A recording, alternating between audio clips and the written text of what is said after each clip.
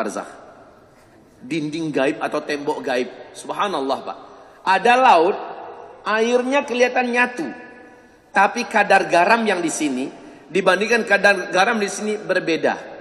Ikan yang di sini, Pak, kalau udah nyampe kemari, dia akan balik lagi. Seolah-olah ada dinding kaca yang membatasi. Subhanallah. Jadi ikan sini rasanya beda dengan ikan sini rasanya beda. Kadar keasinan masing-masing ini beda. Subhanallah, marajal bahraini yaltaqiyan. Dindingnya nggak nampak. Nggak kelihatan. Barzakh itu adalah dinding gaib yang sangat kuat. Tidak bisa ditembus.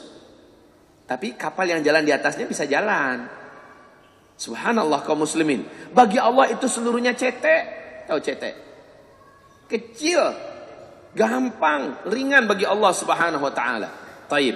Jadi Zulkarnain diberi ilham oleh Allah bagaimana cara membuat antara dua puncak gunung. Subhanallah. Kaum muslimin, ini gunung.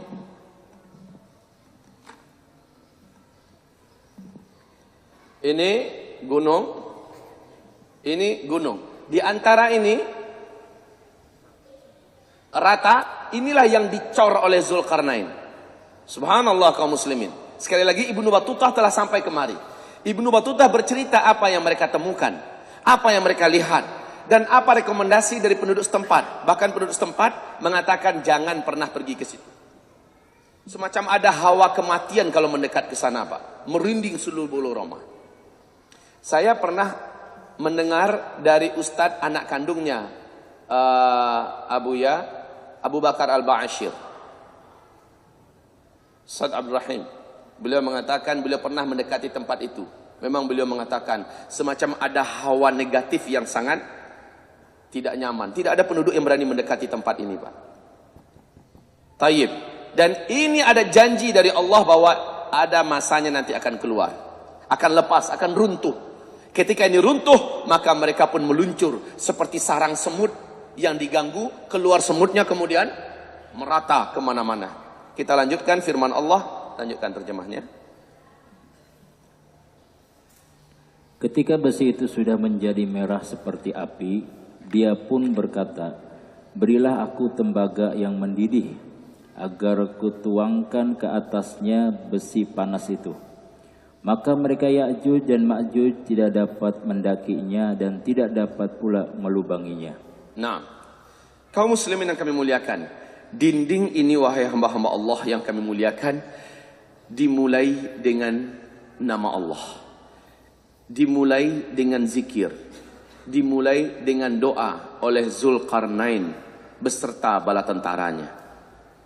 Maka sejak itu didoakan, sejak itu dinding ini bukan hanya dinding biasa, tapi dinding berlapis kekuatan zikir dan doa. Tidak ada yang mampu, tidak ada yang mampu menjebol dinding ini. Kata Rasulullah sallallahu alaihi wasallam, nanti kita bacakan hadisnya, bahwa setiap kali Ya'juj Ma'juj berhasil melobangi dengan kerja keras yang dahsyat sebesar ini, kata Rasul. Sebesar ini, setiap kali dia berhasil melobangi sebesar ini, hari pun sudah malam. Kata pemimpinnya, balik lagi, besok kita lanjutkan. Dalam satu malam itu Allah telah kembalikan utuh dinding ini. Besok mereka lihat lagi, sudah ketutup lagi. Semangat mereka nggak pernah patah, tidak pernah padam. Ulang balik sampai tenggelam matahari, hari gelap, mereka sudah berhasil melobang lagi kecil. Tapi tidak pernah, besoknya balik lagi. Seperti itulah hari-hari mereka, Pak. Luar biasa gigih ini manusia, Ya'juj dan Ma'juj. Terus Dia Zulkarnain berkata, dinding ini adalah rahmat dari Tuhanku. Maka apabila janji Tuhanku Zulkarnain sudah sombong seperti Sulaiman ketika mampu mendatangkan singgasananya Balqis. Terkenal singgasana itu, Pak, singgasana yang besar, berat, mewah, bertahtakan dan berlapiskan emas, permata dan luar biasa. Enggak ada orang di bumi yang sanggup buat singgasana seindah Balqis punya. Tapi Sulaiman menawarkan, buat sayembara. Siapa di antara kalian yang mampu mendatangkan secepat mungkin istananya Balqis kemari? Jin Ifrit, terkenal dengan jin terkuat dari bangsa jin, berkata, saya mampu sebelum engkau berdiri tempatmu, dia sudah nyampe sini. Seorang wali Allah berkata, insya Allah sebelum engkau memejamkan kelopak matamu, Sudah nyampe kemari, kalah kemampuan jin ifrit. Bismillah, silakan, langsung sampai di tempat. Dan ini adalah karamah yang sempurna dari seorang wali Allah Subhanahu wa taala. Setelah nyampe, dilihat oleh Sulaiman, Masya Allah, ini singgasana, Masya Allah. Langsung sujud syukur Sulaiman, dan dia tidaklah menyombongkan diri. Sulaiman berkata, hadza min fadli rabbi. Ini hanyalah dari karunia Allah untukku. Zulkarnain juga begitu. Setelah membuat prestasi yang sampai hari kiamat gak akan ada yang bisa buat coran dari besi setinggi ini, Pak. Coran dari besi setinggi ini, tantang Amerika, sanggup nggak? Kumpulkan semua negara besar di dunia, buat dari satu gunung ke gunung, dibuat coran besi, sanggup nggak? Berapa biaya yang harus dihabiskan itu? Dan Zulkarnain telah melakukannya. Makanya beliau mengatakan, hadza, ini adalah rahmat dari Rabbku. Dia tidak sombong. Sesuatu yang dibangun di atas kerendahan hati, ketawaduan, maka dia akan dilanggengkan oleh Allah Subhanahu wa taala. Bandingkan dengan sesuatu yang dibangun di atas kesombongan dan keangkuhan, Allah akan hancurkan dia dengan sangat cepat. Terus, maka apabila janji Tuhanku sudah datang, dia akan menghancur luluhkannya, dan janji Tuhanku itu benar. Ya, baik. Dan pada hari itu kami biarkan mereka Ya'juj dan Ma'juj berbaur antara satu dengan yang lain. Ya. Dan apabila sangkala ditiup lagi, akan kami kumpulkan mereka semuanya. Kaum muslimin, tahukah Bapak Ibu berapa jumlah Ya'juj dan Ma'juj? Berapa jumlahnya? Jumlah Ya'juj dan Ma'juj silahkan buka di kitab Ensiklopedia Akhir Zaman halaman 953. Lihat di situ ada hadis sahih. Halaman 953 dari kitab kita. Subhanallah, Bapak akan tercengang. Jumlah mereka tidak main-main. Adam dipanggil oleh Allah. Adam, kumpulkan anak cucumu yang akan masuk ke neraka. Jumlah mereka dalam setiap 1000 manusia, 999-nya adalah ahli neraka. Dan Nabi mengatakan yang 999 ahli neraka itu adalah perbandingan jumlah Ya'juj dan Ma'juj dengan manusia. Mayoritas penduduk neraka nanti di dalam neraka adalah Ya'juj dan Ma'juj. Sampai hari ini, sampai detik ini, saya belum mampu membayangkan betapa banyak jumlah mereka. Kumpulkan manusia sejak Adam diciptakan sampai hari kiamat. Bandingkan dengan jumlah Ya'juj dan Ma'juj. Ternyata jumlah Ya'juj dan Ma'juj dalam setiap 1000 manusia, 999-nya adalah mereka. Saat itu. Subhanallah kaum muslimin. Sudah temu halamannya? 953. Dengarkan bagaimana Rasulullah SAW menyampaikan tentang perintah Allah kepada Adam alaihissalam. Tolong dibacakan terjemahannya. Bisa nggak dibacakan dengan suara lelaki? Suara yang gagah. Siap. Ini korban tidak ngantuk saat ngantuk ya. Malam bergadang. Saya juga ngantuk tapi nyaman aja. Kembali kepada pengajian pagi tadi kali ya. Perlu penambahan kekuatan sampai enggak sahur tadi bablas. Masya Allah. Silakan dibaca. Munculnya Ya'juj dan Ma'juj dianggap sebagai salah satu tanda besar hari kiamat. Bukan itu, yang hadis dari Abu Sa'id Al-Khudri. Lihat terjemahannya di halaman 954. Allah Azza wa Jalla. Allah Azza wa Jalla berkalam pada hari kiamat. Wahai Adam, dia berkata, kupenuhi panggilanmu dengan kerelaan hati. Wahai Rabb kami, lantas dia dipanggil dengan suara keras. Sesungguhnya Allah memerintahkan kamu untuk mengeluarkan dari anak keturunanmu satu pasukan ke neraka. Ini sebentar. Penekanan kita di sini adalah dari anak keturunanmu. Berarti Ya'juj dan Ma'juj adalah manusia. Bukan seperti penggambaran kaum barat di sana. Mereka mengatakan Ya'juj Ma'juj adalah sejenis monster di bawah tanah yang nanti akan muncul dalam bentuk yang macam-macam, menakutkan, mengerikan. Enggak. Ya'juj dan Ma'juj di dalam hadis ini anak keturunan Adam. Terus tadi bagaimana ya? Neraka ya? Insya Allah. Aduh. Sebenarnya neraka ya? Kayaknya jadi nggak semangat ini.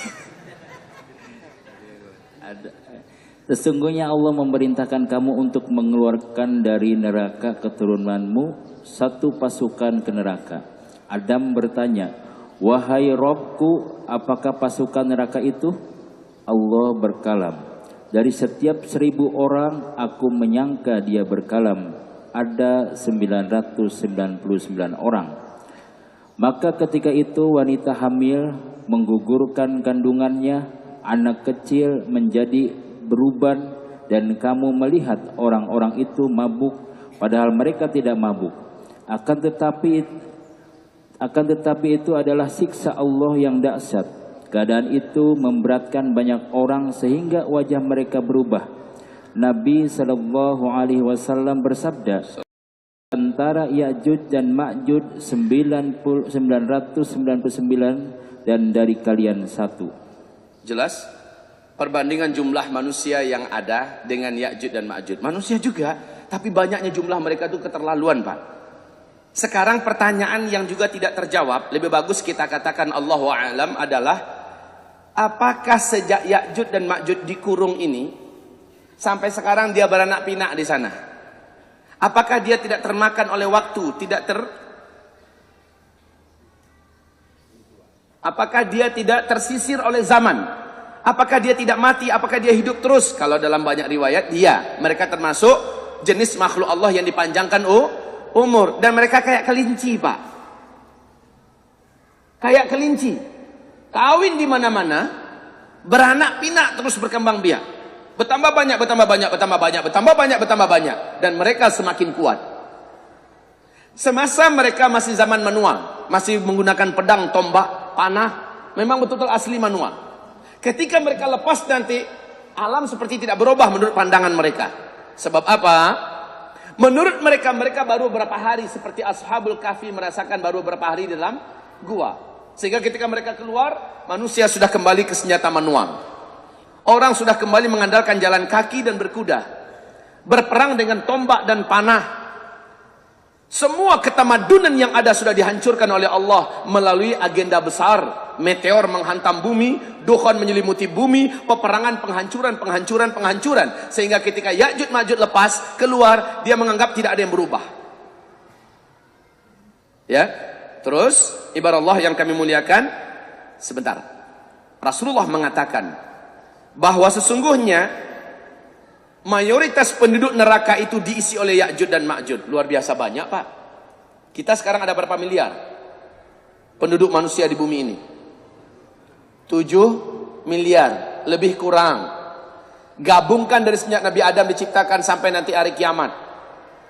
Sudahlah digabungkan begitu, Rasul tetap mengatakan mayoritas penduduk neraka adalah Ya'juj dan Ma'juj. Bapak bisa bayangkan enggak? Manusia macam apa sebenarnya mereka ini? Banyaknya jumlah mereka, brutalnya mereka, jahatnya mereka. Yuk kita lihat di kitab Zikir Akhir Zaman, halaman 375. Halaman 375. Silakan dibaca.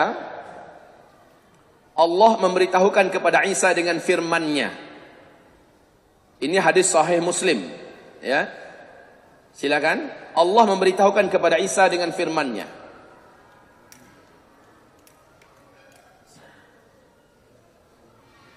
Bismillah. Allah memberitahukan kepada Isa dengan firman-Nya, tiada seorang pun yang mampu melawannya, karena itu bawalah hamba-hambaku yang baik-baik ke gunung. Lalu Allah membangkitkan, mengutus Ya'juj Ma'juj. Mereka segera datang dari seluruh tempat yang tinggi. Hai Isa, hari ini tidak ada satupun manusia yang sanggup melawan mereka. Tidak ada satupun kekuatan yang mampu menghadang mereka. Tidak ada. Hai Isa, bawa hamba-hambaku bersamamu. Bawa mereka, larilah kalian ke tempat-tempat yang tinggi. Dan pusat tempat pelarian yang direkomendasikan oleh Allah adalah Gunung Tursina. Wat-Tur, ya, Wat-Tur, Wat-Tini Waz-Zaitun, Wa-Turi Sina, Wa-Turi Sin. Kaum muslimin, Turisin adalah tempat yang dikeramatkan oleh Allah. Di sana Musa mendapatkan wahyu pertama, berjumpa dengan Allah Subhanahu wa taala. Allah perintahkan Musa, lepaskan sendalmu, kamu ada di tempat yang suci sekarang. Ikhla' na'lik fa innaka biwadin, ya, tanggalkan sandal engkau ada di tempat yang suci. Ini adalah tempat di mana Dajjal juga tidak bisa mendekat. Tursina adalah tempat Dajjal tidak bisa mendekat. Dan Ya'jud Ma'jud, seberapa banyak mereka tidak mampu menembus garis gaib yang sudah Allah tetapkan di sekitar kaki Gunung Tursina. Saat Isa naik ke atas, sudah Ya'jud Ma'jud melihat dari bawah, mereka melihat, tapi mereka tidak mampu menjangkau. Tidak fisik mereka, tidak senjata panah mereka. Pak, Ya'jud Ma'jud ini terkenal dengan panahnya yang sampai puluhan kilo. Belum ada di bumi yang sanggup mengalahkan kekuatan panahnya Ya'jud Ma'jud. Bapak akan dengarkan hadis nanti. Rasul mengatakan, ketika Ya'jud Ma'jud telah mengalahkan seluruh penduduk dunia, ketika Ya'jud telah membantai banyak manusia di muka bumi, Ya'jud akhirnya melayangkan panah-panah mereka ke arah langit. Ya, ketika dilepaskan, tembus awan. Panah-panah mereka itu tembus ke awan, balik ke bumi dalam keadaan bergelimang darah. Lalu apa kata Ya'jud dan Ma'jud? Kita telah kalahkan penduduk seluruh bumi, seluruh penduduk bumi, dan kita telah kalahkan penduduk langit. Tidak ada hari ini yang mampu melawan kita. Subhanallah, betapa kuatnya Ya'jud Ma'jud ini, Pak. Hidung aja yang pesek, Pak. Hidungnya pesek. Ciri-ciri fisiknya lebih mirip kepada orang Mongol, lebih mirip kepada orang Tartar, lebih mirip kepada orang barbar. Lihat sifat-sifatnya nanti dijelaskan oleh Nabi SAW. Lanjutkan dulu terjemahannya. Maka kelompok yang pertama dari mereka melewati danau Tabariyah dan meminum airnya. Aha. Ingat danau Tabariyah di mana? Ingat. Israel ketika itu danau Tabariyah sudah tersisa air sedikit sekali. Kan Dajjal udah mati kan? Bapak Ibu, Ya'jud Ma'jud muncul sebaik Dajjal mati. Dajjal mati, Yahudi langsung dihabisi, kemudian langsung Ya'jud Ma'jud. Jadi Pak, runutannya begini. Ketika Dajjal dibunuh oleh Nabi Isa alaihissalam, kaum muslimin bersama Nabi Isa membunuh sehabis-habisnya orang Yahudi sehingga tidak tersisa satu orang pun manusia.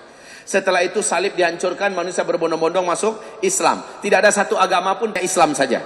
Orang yang belum masuk Islam nunda-nunda waktu, rencananya sih ada, dan mereka baru akan menyatakan Islamnya ketika matahari terbit dari barat. Tapi sudah ditutup pintu penerimaan Allah dan pintu taubat juga sudah ditutup. Kaum muslimin, saat itu kaum muslimin sudah aman dan nyaman. Mereka mulai pulang ke kampung-kampung mereka sendiri. Ada yang pulang ke Irak, ada yang pulang ke Yaman, ada yang pulang, pokoknya sudah kembali. Ada yang pergi ke Hijaz, ada yang pergi ke Najd. Masing-masing kembali ke kampung halaman mereka. Kata Rasulullah, di tengah jalan mereka dikagetkan dengan kepungan Ya'jud dan Ma'jud. Berarti langsung nyambung tuh Pak. Di tengah jalan langsung dikepung. Mereka mencoba lari menyelamatkan diri, bergabung kembali. Tapi sebagian mereka tidak mampu, lalu mereka mencari tempat berlindung sendiri-sendiri. Dalam keadaan itu banyak yang meninggal, para orang-orang yang beriman. Ya, enggak kelawan, gimana mau melawan? Dan itulah syahid yang terakhir. Siapapun yang didapatkan oleh Ya'jud Ma'jud itulah syahid yang terakhir. Mencoba melawan yang enggak kelawan, Pak, ngadapin makhluk atau manusia, hobi perang, cinta darah, tidak ada kasih sayang, dan paling brutal cara perangnya, tidak terkalahkan. Baik, lanjut. Lalu orang-orang yang belakangan melewati seraya berkata, di danau ini dulu pernah ada airnya. Dan Nabiullah Isa masih ditahan bersama sahabat-sahabatnya, sehingga pada hari itu kepala seekor lembu adalah lebih baik bagi kamu daripada 100 dinar. Maksudnya apa? Nabi Isa terkepung di atas Gunung Tursina. Orang-orang beriman yang ada di atas kelaparan.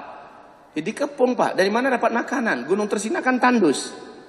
Tadi danau ini ada air kata Ya'jud Ma'jud. Padahal kelompok yang pertama dari rombongan Ya'jud Ma'jud ini udah nyampe duluan di danau Tiberias, yang masih sisa airnya sedikit, diminum oleh mereka. Sehingga ketika mereka minum, yang bagian belakang nyampe ke situ, loh kemarin kan ada air di sini kok habis? Perasaan mereka masih baru saja kejadiannya. Kemarin kan ada air kok habis? Padahal sisa air yang tersisa sedikit itu dihabisi oleh kawan-kawannya di depan. Tidak ada air sungai yang mengalir, mereka keringkan dengan cara mereka minum. Mereka kehausan Pak. Saking banyaknya jumlah mereka. Kebayang gak sih? Saking banyak jumlah mereka sampai-sampai sisa air danau habis kering oleh mereka. Tidak ada sumber mata air yang masih menyisakan air, habis oleh mereka. Tidak ada hewan ternak mereka habisi. Tidak ada manusia yang mereka jumpai melainkan mereka bantai, mereka bunuh. Tidak ada. Bahkan kata Rasulullah, itulah saatnya orang Arab habis, tinggal tersisa sedikit. Yang sedikit itulah yang lari bersama Isa alaihissalam. Habis orang Arab, Pak, habis. Pertanyaannya, nyampe nggak ke Indonesia tuh Ya'juj Ma'juj? Akan nyampe nanti. Kita akan bacakan hadisnya. Ternyata Ya'juj Ma'juj ini mengelilingi seluruh dunia. Dan bukan hanya mengelilingi, membungkus dunia. Kata Rasulullah, sejauh mata memandang, kepala mereka aja yang nampak. Lihat ke kanan, Ya'juj Ma'juj. Lihat ke kiri, Ya'juj Ma'juj. Masya Allah. Nggak kebayang, Pak. Gimana cara ngelawannya? Bruce Lee lepas dicincangnya tuh, Pak. Habis. Nggak ada manusia yang perkasa di hadapan Ya'juj Ma'juj. Terus? Lalu Nabiullah Isa dan sahabatnya berdoa kepada Allah. Sebentar.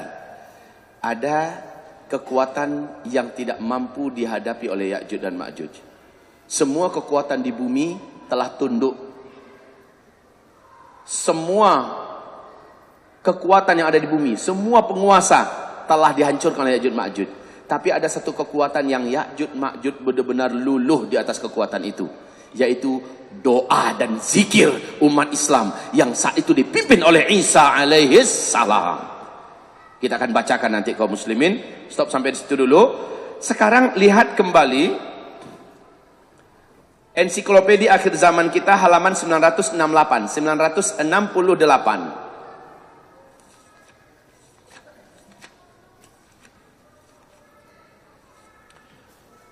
Masya Allah, ini suatu penuturan yang gamblang dari Rasulullah Sallallahu Alaihi Wasallam, di mana Rasul mengatakan Ya'juj Ma'juj itu membungkus seluruh bumi. Ini hadisnya, Pak. Faya'ummunal arda. Ya'juj Ma'juj nyampe ke Indonesia. Kalau dia bertanya nyampe nggak ke Indonesia, Pak, lihat mana?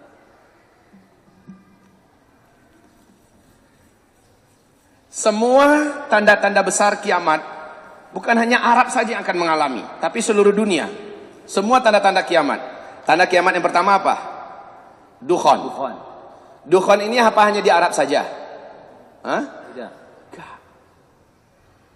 Tapi seluruh dunia terbungkus oleh dukhon. Sampai kutub utara, kutub selatan terbungkus oleh dukhon. Bumi gelap 40 hari 40 malam. Yang namanya tanda besar, seluruh dunia ikut merasakannya. Yang kedua, munculnya Dajjal. Kata Rasulullah, seluruh negeri-negeri satu bumi akan didatangi oleh Dajjal. Tidak ada bumi yang tersisa. Seluruh kota-kota akan didatangi oleh Dajjal. Bahkan kemah-kemah yang ada di Gurun Sahara, Dajjal nyampe ke situ. Masya Allah. Hah? Tanda besar kiamat yang kedua. Yang ketiga apa? Isa alaihissalam turun. Nah, risalah tentang Isa menyebabkan seluruh dunia lepas dari cengkraman Dajjal. Dan seluruh Nasrani satu bumi masuk Islam. Subhanallah. Paham apa? Babi satu bumi dihabisi. Seluruh pajak dan upeti yang diterapkan di berbagai negara dihilangkan sama sekali oleh Isa alaihissalam. Satu bumi merasakannya. Yang keempat, ketika Ya'juj Ma'juj lepas, ini hadisnya.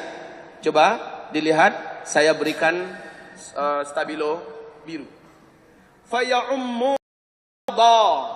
Lalu Ya'juj Ma'juj itu ketika mereka lepas dari kurungannya, ya'ummunal arda, mereka segera membungkus bumi ini dengan jumlah mereka yang banyak. Satu bumi, Pak, berarti Ya'juj Ma'juj nyampe kemari, nyampe ke Sentul, nyampe kota Payakumbuh, sampai. Ya Allah, di dalam Al-Quran Allah menyebutkan mereka meluncur dari seluruh tempat-tempat yang tinggi.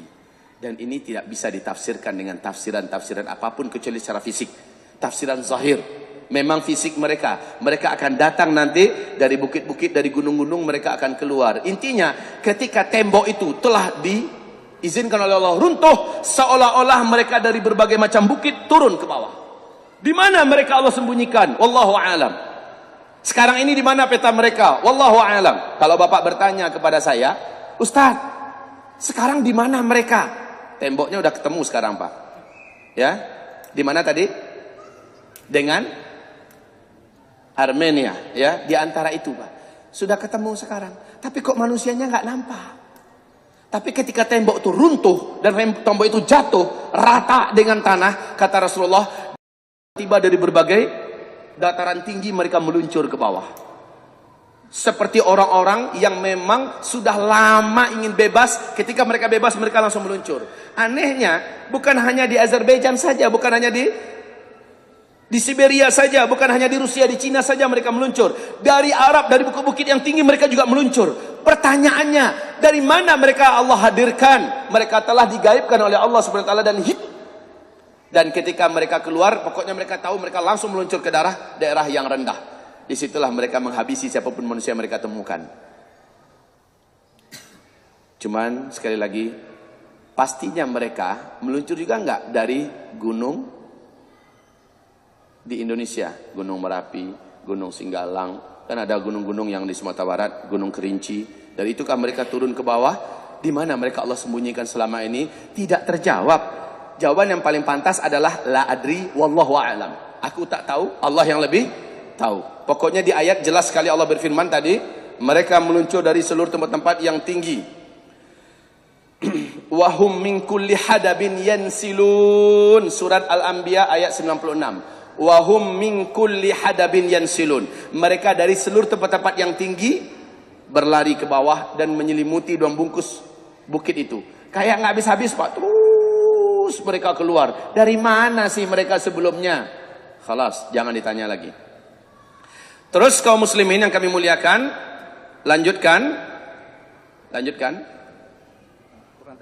Ya.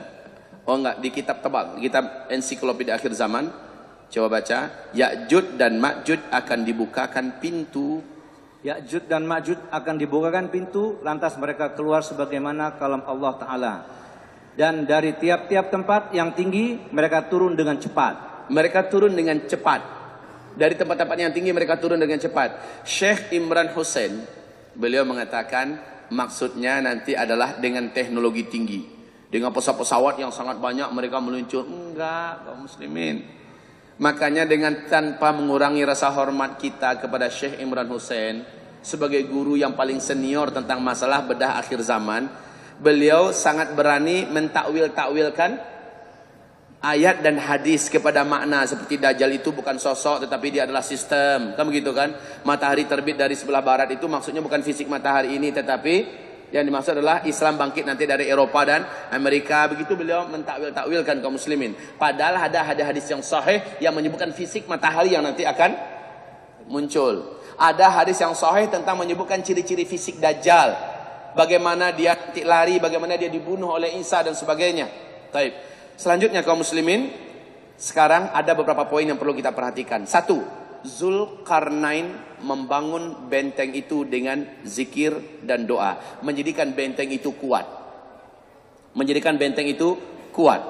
Baca nanti dalam kitab sejarah Zulkarnain ini bagaimana zikir apa yang dibacakannya. Ketika dia memulai, dia pasti mulai dengan Bismillahirrahmanirrahim. Sepanjang dia mengerjakan pengerjaannya, dia langsung berzikir dan dia ajak semua orang berzikir. Bapak kalau bangun rumah, bangun masjid atau perang sekalipun, maka jangan sepi lidahnya dari zikir. Berdoalah dan berdoalah, dan dengan kekuatan itu Allah jadikan benteng tersebut terselimuti oleh benteng gaib dari Allah yang melindungi manusia dari kejahatan Ya'jud dan Ma'jud. Yang kedua, Ya'jud Ma'jud nanti akan menghancurkan benteng ini juga dengan zikir. Mereka akan menghancurkan benteng dengan zikir. Aneh enggak, Pak? Coba lihat halaman di kitab zikir akhir zaman, halaman 380. Ada hadis sahih yang hadis ini dinyatakan kesahihannya dalam silsilah al-hadis as-sahihah oleh Syekh Albani. Baca hadis nomor halaman 380.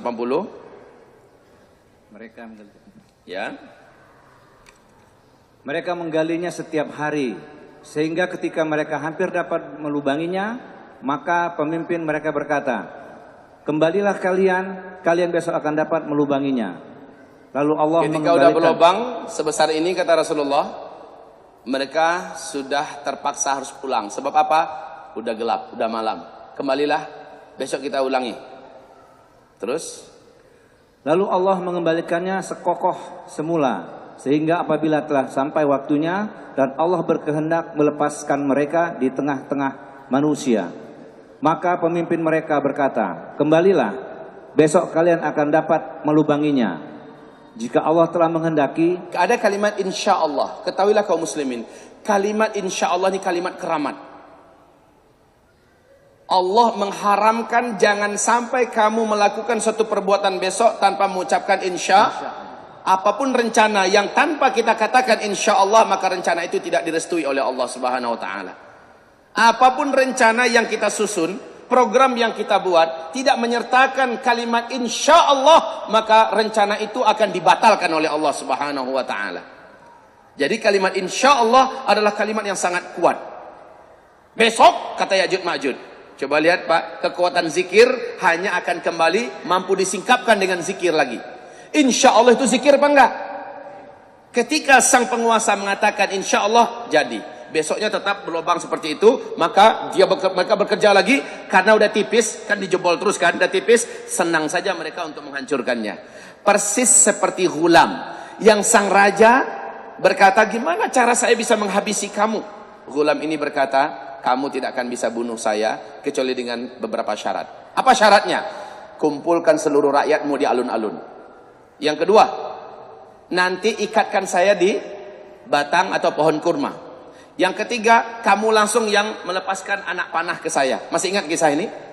Kamu langsung yang melepaskan anak panah ke saya. Kisah ini didapatkan di dalam surat Al-Buruj. Ya, kaum muslimin, setelah itu kamu yang lepaskan panah, dan di hadapan orang banyak kamu teriakkan kalimat dengan nama Allah, Rabbnya si fulan. Kamu lepaskan panah itu. Panah itu kena saya dan saya akan terbunuh. Jika tidak, kamu tidak akan bisa membunuh saya. Lihat Pak, ketika disertai zikir, maka dia mendapatkan kekuatan. Ghulam ini berusaha dibunuh oleh sang raja, dikirim ke tengah laut, diikat seluruh tubuhnya dengan rantai besi berat, ya, kemudian sehingga tidak bisa berkutik. Setelah itu sampai di tengah laut mau ditenggelamkan, si Ghulam berdoa dengan satu doa singkat.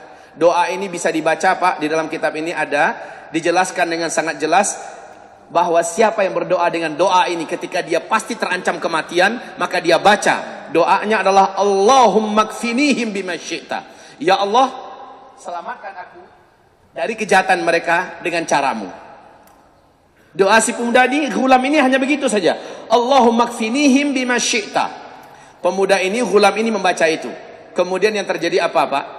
Yang terjadi adalah Allah goncang perahu itu, Allah datangkan ombak besar, mereka jatuh seluruhnya. Si Ghulam, Allah selamatkan sampai dia kembali ke istana. Terbelalaklah bola kedua bola mata sang raja melihat dia kembali selamat, sementara yang mengantarkan untuk kematiannya yang mati. Kemudian dibagi lagi hulu-hulu balang yang jago-jago. Diikat kedua kakinya, diikat kedua tangannya. Kemudian dia pun diusung menuju ke atas gunung yang tinggi untuk dijatuhkan. Sekali lagi di atas puncak gunung, si Ghulam berdoa lagi dengan doa itu. Baca kembali doanya. Awas, kita akan masuki akhir zaman. Doa ini penting Pak. Apa doanya? Mulai Pak. Bukan, baca doanya yang tadi kita sudah bacakan. Doanya si Ghulam. Allahumma kfinihim bima syi'ta. Baca sama-sama. Allahumma ikfinihim bima syi'ta. Pendek, sangat singkat. Ya Allah, selamatkan aku dari kejahatan mereka dengan caramu. Terserah bagaimana caramu, selamatkan aku dari mereka. Ini udah di hadapan kematian Pak. Dia berdoa Allahumma kfinihim bima syi'ta. Dia serahkan dirinya, dia serahkan hidupnya, dia serahkan segala-galanya. Nol pada dirinya, tawakal habis kepada Allah. Saat itu pertolongan Allah turun. Ini kekuatan tawakal. Ini kekuatan tawakal. Wa may yatawakkal 'ala Allahi fahuwa hasbuh. Innallaha balighu amrih. Siapa yang sudah menyerahkan kepada Allah, Allah yang akan sambut. Lalu Allah yang menyelesaikan di belakangnya. Kamu tenang, kamu sudah sampai ke pangkuan saya, kamu sudah sampai ke haribaan saya, yang lain saya yang selesaikan. Masya Allah. Musa laut merah di depan, Fir'aun di belakang. pedang dan tombak sudah nampak mengkilau-kilau untuk mencincang membantai mereka. Kemana nak lari? Bani Israel mulai gelisah, tapi Musa berkata, jangan khawatir, Allah tak akan meninggalkan kita. Hei Musa, ketuk dengan ujung tongkatmu laut ini, maka terbelahlah laut itu. Mereka menyeberang, Firaun menyusul, mampus mereka semuanya tenggelam. Kaum muslimin lihat, di puncak tawakal Allah berikan pertolongan. Ghulam ini juga di puncak tawakal. Ibrahim ketika dia diikat di atas unggunan kayu api yang dibakar, Ibrahim ada di atas. Puncak tawakal terjadi. Ibrahim menyerahkan segala-galanya. Datang pertolongan Allah Subhanahu wa taala. Ya nar kuni bardan wa salama. Hai api, dinginlah engkau. Selamatkan Ibrahim. Ketika api kayu bakarnya habis semua, orang-orang yakin Ibrahim bahkan debunya pun gak akan bisa ketemu, debu mayatnya. Tapi tiba-tiba Ibrahim keluar kayak baru keluar dari salon, Pak. Wajahnya bersih, pakaiannya rapi, malah tambah ganteng dari sebelumnya. Inilah dia kalau Allah yang sudah campur tangan. Semua hal yang ajaib akan Allah wujudkan, Pak. Makanya nolkan diri, nolkan senol-nolnya. Anggap kita ini bukan siapa-siapa, bukan apa-apa. Serahkan bulat-bulat kepada Allah, maka yang Maha Ahad tampil di depan. Nolkan harta kita, nolkan kekuatan kita, nolkan apapun pangkat jabatan kita. Nolkan seluruhnya, kecerdasan kita, kepintaran kita, keperkasaan kita, nolkan seluruhnya. Serahkan pada Allah, maka yang Maha Ahad tampil di depan. Kalau yang Maha Ahad tampil di depan, 00 di belakang tadi itu menjadi harga enggak? Berharga, Pak. Angka 1 di depan adalah Ahadun Ahad, Allah di depan. Maka ini nol. Nolkan siapa kita, nolkan jabatan kita, nolkan harta kita, nolkan kekuatan kita, nolkan kecerdasan kita, nolkan kekuatan kita, apapun yang kita miliki, nolkan seluruhnya, serahkan pada Allah. Tampillah Allah yang Maha Ahad di depan. Ketika Allah tampil, semua ini akhirnya menentukan seberapa banyak tawakalan kita kepada Allah Subhanahu wa taala. Jangan pernah saya ahli kungfu, nanti saya akan sanggup melawan mereka. Kalau udah macam gitu, Pak, kita akan ditinggalkan Allah. Saya jenderal, bala tentara saya banyak, kita akan ditinggalkan Allah. Saya harta saya banyak, dengan duit apapun saya dibuat sekarang, kita akan ditinggalkan Allah Subhanahu wa taala. Tapi serahkan bulat-bulat kepada Allah Subhanahu wa taala. Terjadi. Allah makfinihi bima syi'ta.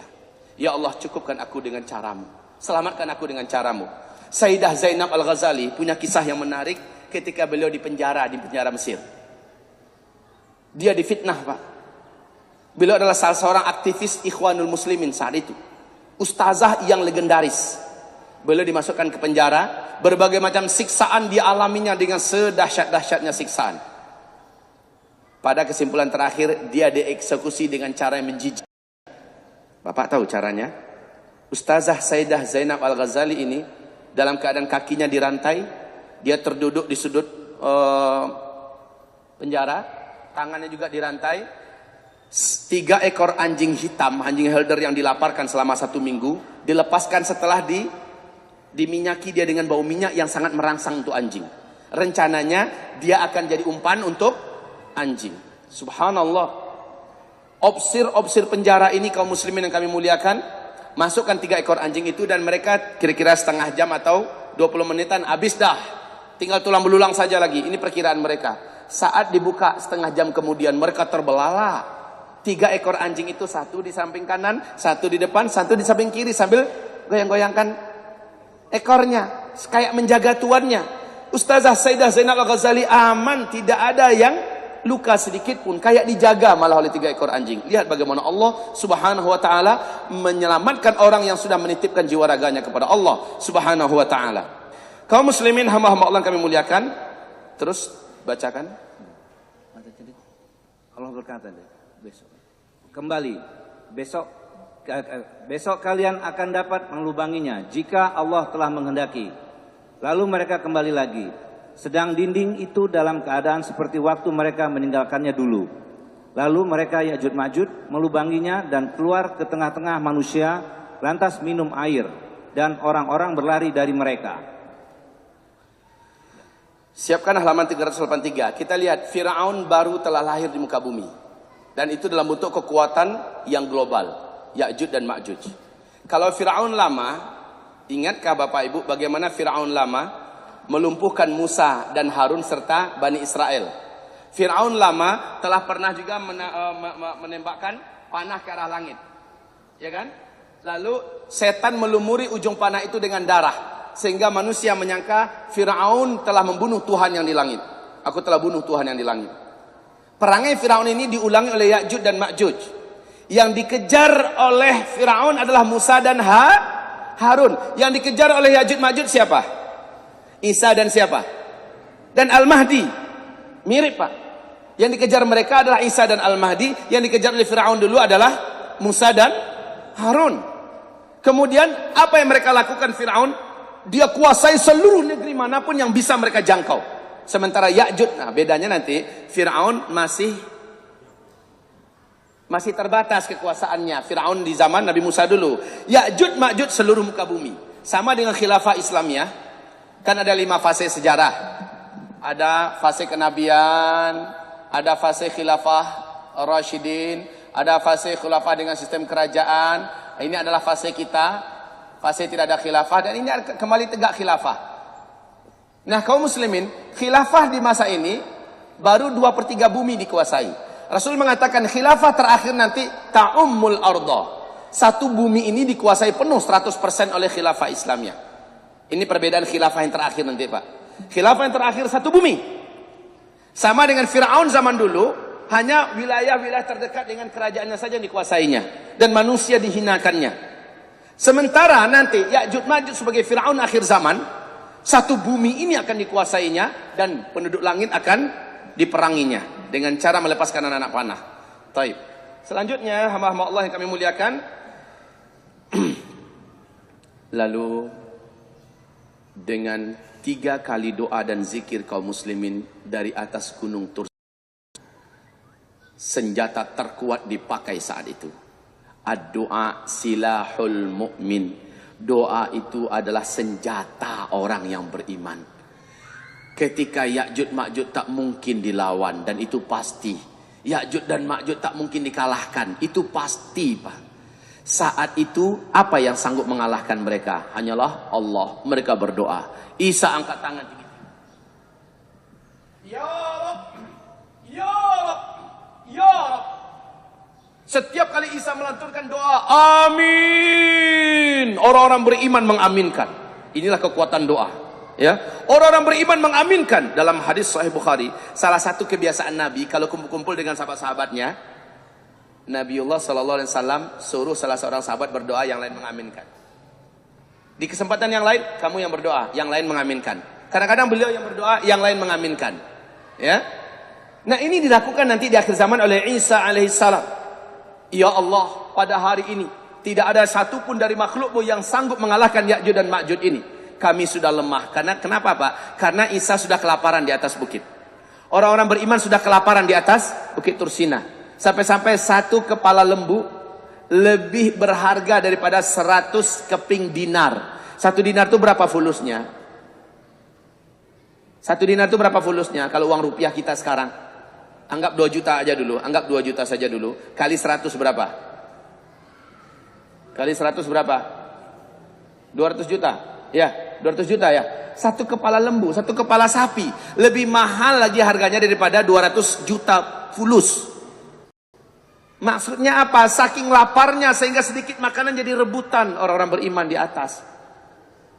Subhanallah, Isa berdoa. Inilah dia kekuatan doa di akhir zaman. Berbalut dengan zikir. Mereka berdoa, selesai mereka berdoa, mereka berzikir. Mereka pancing ridha Allah Subhanahu wa taala, menggema satu gunung itu dengan zikir. Lalu mereka berdoa menggema amin, amin, amin. Yang terjadi bagaimana Pak? Rasul katakan, Allah Subhanahu wa taala datangkan kepada Ya'juj dan Ma'juj ulat-ulat yang sangat banyak. Entah dari mana sumber ulat itu, sudah mengerayang, sudah, inilah kalau orang Padang nih ya, susah carikan bahasa Indonesianya. Sudah menggerogoti dan banyak yang masuk tembus di leher. keluar dari badan, keluar dari hidung, keluar dari mata. Mereka menggelepar. Satu bumi Ya'juj dan Ma'juj meregang nyawa. Seperti satu nyawa serentak mereka mati. Meregang nyawa. Pak, Rasulullah SAW bersabda, akhirnya Ya'juj dan Ma'juj ini mati, seluruh bumi busuk sebusuk-busuknya. Bakteri, kuman, virus menjadi sangat ganas dan garang. Burung-burung pemakan bangkai mencoba mendekati bangkai-bangkai Ya'juj dan Ma'juj. Ternyata baru sampai di bawah, Pak, mereka pun ikut mati. Saking kuatnya bakteri kuman dari bangkai Ya'juj dan Ma'juj. Nabi Isa mengutus, siapakah orang yang paling pemberani di antara kalian, turunlah dari gunung ini, dari bukit ini, Gunung Tursina, turunlah. Maka orang-orang yang sudah siap untuk menerima kematian turun ke bawah. Ternyata mereka saksikan bangkai Ya'juj Ma'juj sejauh mata memandang. Mereka naik balik ke atas. Wahai Nabiullah Isa alaihissalam, Ya'juj dan Ma'juj sudah binasa seluruhnya. Alhamdulillah, kata penduduk-penduduk beriman yang bersama Nabi Isa di atas Gunung Tursina. Mereka bersyukur Ya'juj Ma'juj telah mati. Masalahnya tinggal masalah yang berat, Pak. Bangkai Ya'juj Ma'juj sebanyak itu gimana cara menguburkannya? Dan baunya sengit sampai ke atas puncak Gunung Tursina, kecium, Pak. Muntah-muntah, udah dalam perut nggak ada isi apa-apa, pakai muntah lagi. Mereka coba turun ke bawah, kata Rasulullah SAW, falam yabqa shibran minal ardi. Tidak ada satu jengkal pun, tidak ada satu jengkal pun dari bumi ini yang bisa dilewati saking banyaknya bangkai Ya'juj Ma'juj. Ini bangkai, ini bangkai. Kemana saja mau lewat, bangkai seluruhnya. Kebayang nggak gimana cara nguburinnya tuh? Sementara kaum muslimin sudah lemes. Udah beberapa masa tidak makan. Yang mau dikuburkan bukan jutaan, Pak. Mungkin ratusan juta atau mungkin miliaran yang akan dikuburkan. Gimana cara nguburinnya? Kalau diangkat dibuang, kemana mau dibuang? Sekali lagi kekuatan doa dan zikir tampil kali kedua. Angkat tangan lagi Nabi Isa. Orang beriman mengangkat tangan semuanya. Saat Nabi Isa berdoa, amin, amin. Doa mereka raghabaw wa rahaba, raghabaw wa rahaba. Penuh harap, cemas kalau nggak dikabulkan. Begitu betul mereka berdoa.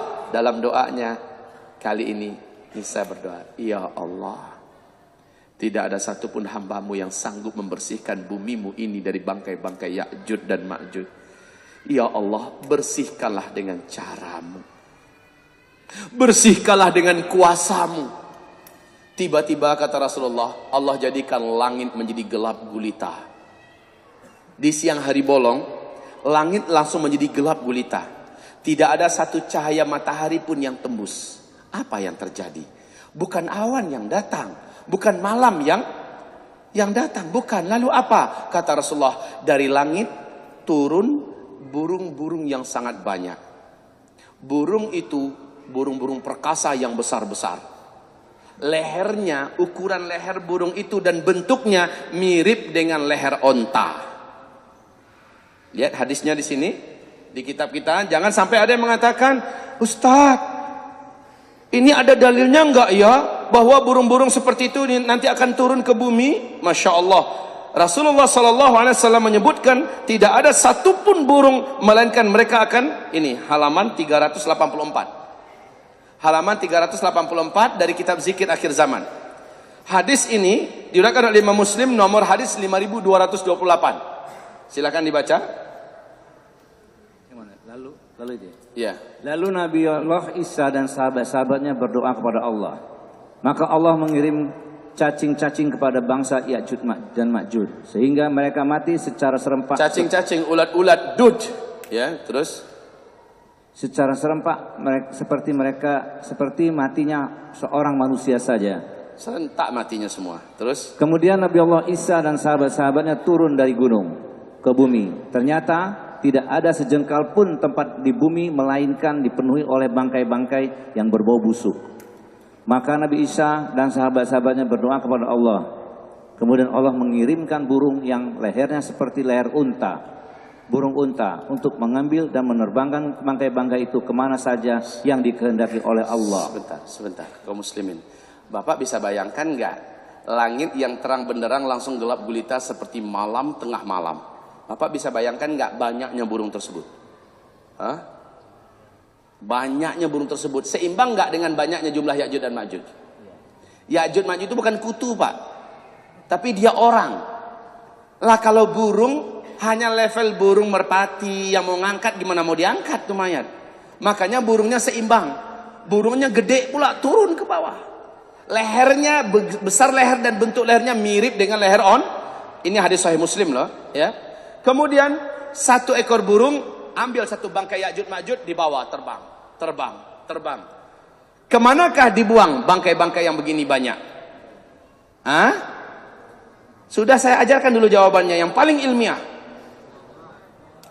Jawabannya adalah entah.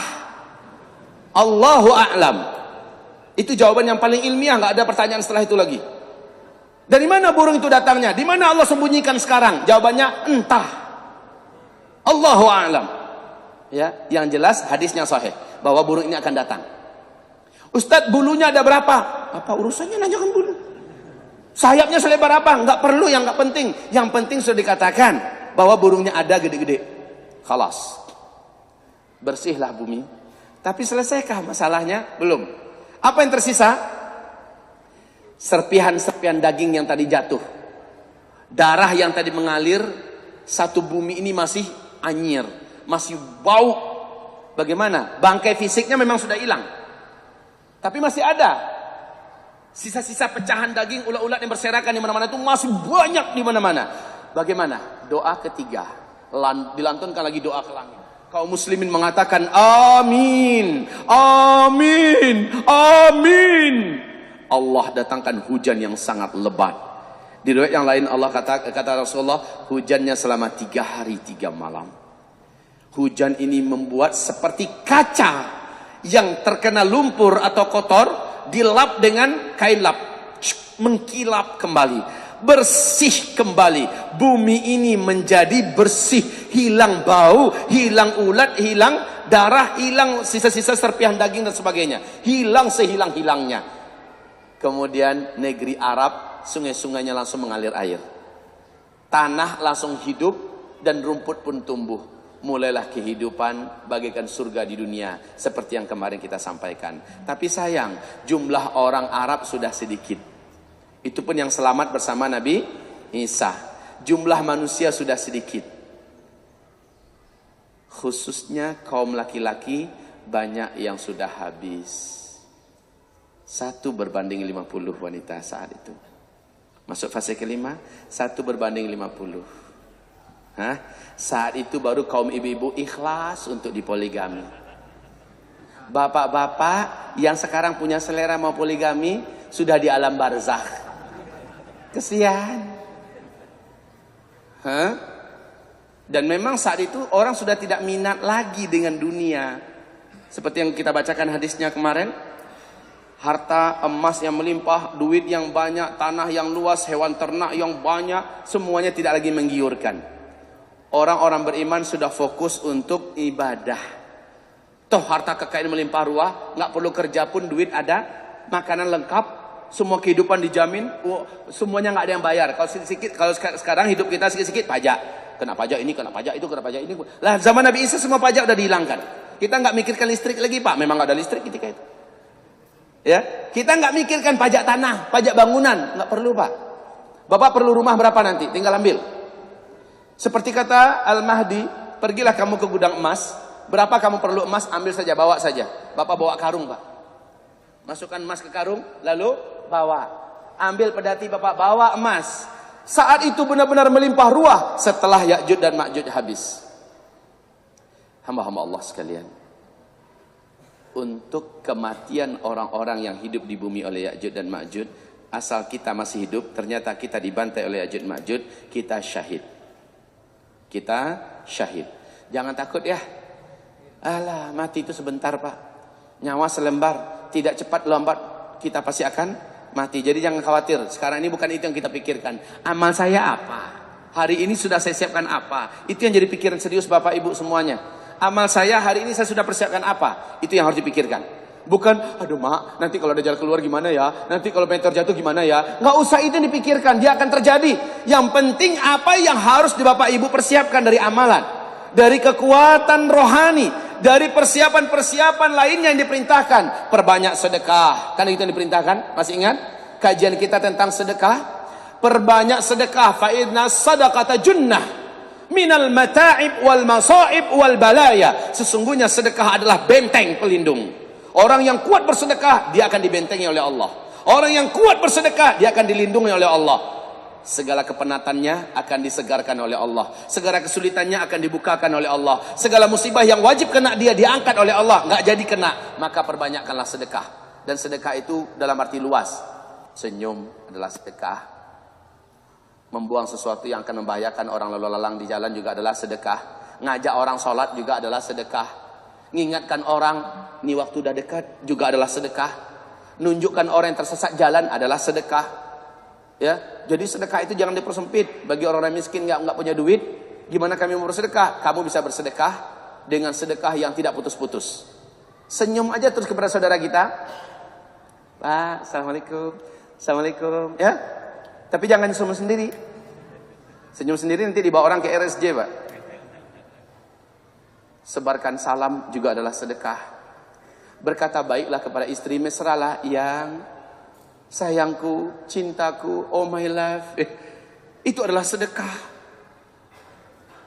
Kaum muslimin yang kami muliakan, perbanyaklah sedekah, perbanyaklah amal. Ini yang perlu Bapak pikirkan sekarang. Bukan ketakutan yang tidak perlu dijaga, dipelihara. Takut nanti Ya'juj Ma'juj, takut nanti dukhon. Percuma mikirkan itu semua, percuma. Bukan itu yang menyibukkan Bapak. Sekali lagi sibukkan diri kita. Sholat 5 waktu saya gimana? Udah berjemaah nggak di masjid? Khususnya bagi ibu-ibu. Ibu yuk. Tak lama lagi ibu akan bersama dengan suami.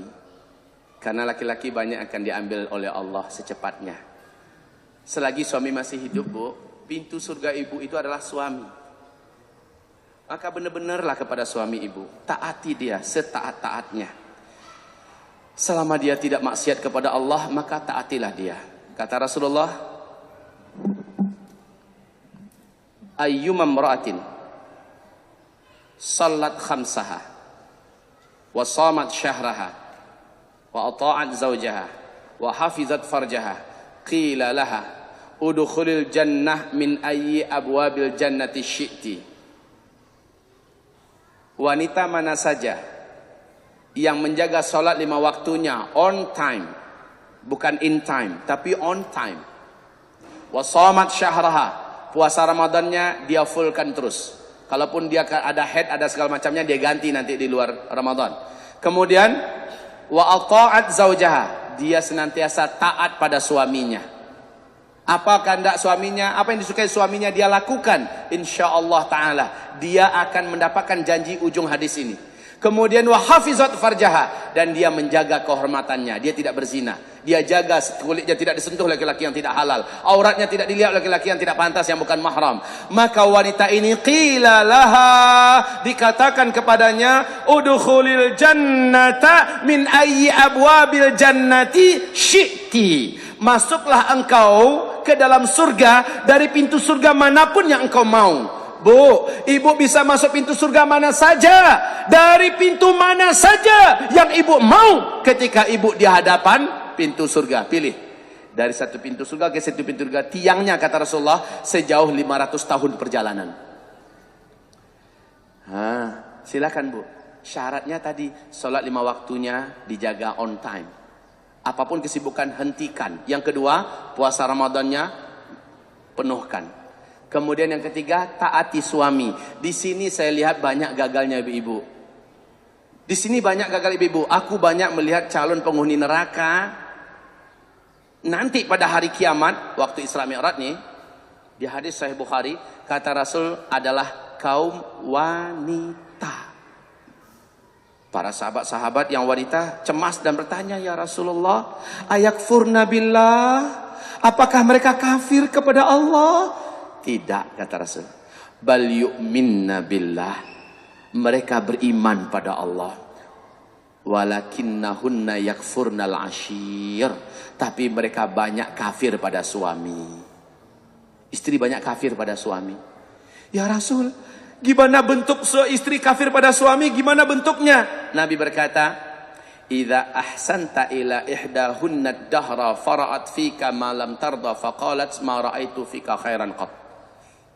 Ini penyakit umumnya ibu-ibu. Mudah-mudahan bukan ibu-ibu di adzikra. Apa kata Rasulullah? Para istri itu, kalau engkau berbuat baik kepada mereka seumur hidupmu, sepanjang perjalanan hidupmu bersuami istri dengannya, dia merasakan ketulusanmu, dia merasakan cintamu. Suatu hari fara'at fika ma lam tarda qalat ma ra'aitu fika khairan qat. Suatu hari dia melihat atau mendapati engkau melakukan sesuatu yang dia tidak ridhoi, langsung dia lupakan semua kebaikanmu, langsung dia benci kamu, maka itulah wanita yang kafir kepada suaminya. Jelas nggak Bu hadis ini, Bu? Ibu? Ya, begitu jawabannya, mengangguk, Bu. Jelas ya, Bu ya? Bila sang suami baik, salatnya oke, akhlaknya oke, dia bertanggung jawab kepada anak-anak bagus, kepada kita cinta, tiba-tiba suaminya poligami. Kok bapak yang semangat, Pak? Ibu loh, Pak. Lalu malam tardo, fara'at fika malam tardo, tiba-tiba dia melihat pada diri kalian, hai para suami, yang dia tidak sukai. Mana ada wanita yang suka suaminya poligami, betul nggak? Dan itu dilakukan oleh suami, dan itu adalah hak suami. Hak suami di muka bumi, dia boleh menikah lebih daripada 2. Coba aja buka surat An-Nisa, 2, Allah bilang 2. Boleh, tapi istri tidak rela. Istri menolak, istri membuat gap, dan istri mulai mengatakan, langkahi dulu mayatku. Kau boleh menikah, tapi ceraikan dulu aku. Apa namanya ini? Suami merasa cintanya kepada istri tidak akan tergantikan. Ketahuilah Pak, Ibu, sesungguhnya, ini kok ke poligami perginya. Sesungguhnya nggak apa-apa. Ini bukan untuk menguntungkan Bapak, Pak, bukan. Kalau Bapak merasa teruntungkan, alhamdulillah. Tapi ini untuk menguatkan kepada ibu-ibu kami yang tercinta. Jangan sampai yang dilakukan oleh suami yang itu adalah instingnya, itu adalah fitrahnya, itu adalah awal kejadiannya, itu adalah sunnatullahnya dari Allah. Dan kita mencoba menghambat, lalu suami merasa pahit hidupnya dengan penghambatan kita. Jangan-jangan sampai nanti dia terjatuh kepada perzinahan gara-gara kita, kaum muslimin yang kami muliakan. Maka wanita yang semacam ini yang dikatakan kufur kepada suami. Taib, suatu ketika Asma datang kepada Rasulullah, ya Rasul, saya datang demo nih, demo. Jadi ibu-ibu sama Nabi pernah demo loh, Pak. Demonstrasi. Tentang apa kata Rasul? Kami merasa tidak adil dalam Islam ini. Loh, tidak adil gimana? Pahala-pahala besar untuk laki-laki saja disediakan. Jihad, laki-laki disuruh pergi. Dalam Islam kan nggak ada pahala yang lebih hebat daripada jihad. Nggak ada amalan lebih hebat daripada jihad, nggak ada. Dzurwatu sanamil Islam adalah jihad, nggak ada yang mengalahkan jihad. Bahkan Abu Hurairah bertanya pada Rasulullah, ya Rasulullah, ada nggak amalan yang bisa mengimbangi jihad? Nggak ada, kata Nabi. 3 kali ditanya, 3 kali Nabi mengatakan nggak ada.